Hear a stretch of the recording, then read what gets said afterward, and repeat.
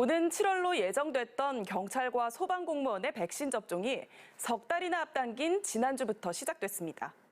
그런데 너도 나도 백신을 맞겠다던 접종 초기와는 달리 곳곳에서 우려의 목소리가 나오고 있습니다.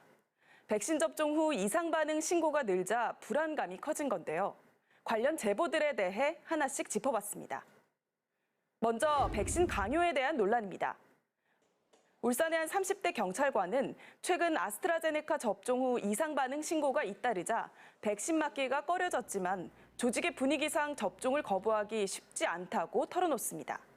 백신을 맞고 나서 아픈 사람들이 다 소리 자꾸 들리니까 가족들도 불안해하죠. 안 맞는 사람 몇 명을 관리한다는 소식도 들리고 자율이라고 하지만 안 맞겠다고 하기는 쉽지 않았어요.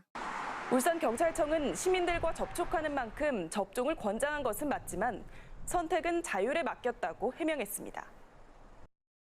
같은 직장 내에서 백신 차별이 이루어진다는 제보도 있었습니다.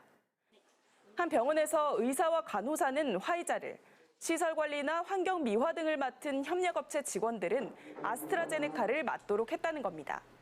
협력으로 들어오신 상사시는 분들, 그분들은 아스트라제네카 맞았는데 부작용에 대해서 알리고 교육도 하고 그다음에 이제 증상이 좀 있으시면 아예 탈진도를 다 지속을 시켜서 방역당국과 병원 측은 화이자 백신의 물량이 한정돼 있어 의료진과 환자를 직접 대하는 직군에게 우선 접종하고 다른 직군에게는 아스트라제네카를 접종했다고 밝혔습니다. 그렇다면 아스트라제네카 백신 접종 후 이상 반응 정말 빈번하게 발생하는 걸까요? 지난 29일을 기준으로 전국적으로 이상 반응 누적 신고 건수는 15,000건인데요. 백신별로 살펴보면 아스트라제네카를 맞고는 0.86%가, 화이자 백신을 맞고는 0.13%가 이상 반응을 신고했습니다. 언뜻 보면 아스트라제네카의 이상 반응률이 더 높은가 싶지만 증상별로 살펴보면 98%가 발열이나 근육통 등 가벼운 증상이었습니다.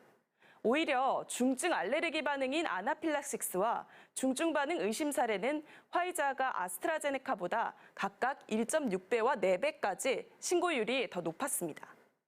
전문가들은 실제 부작용보다는 오히려 이상 반응에 대한 방역 당국의 소극적인 태도가 불안감을 키운다고 지적합니다.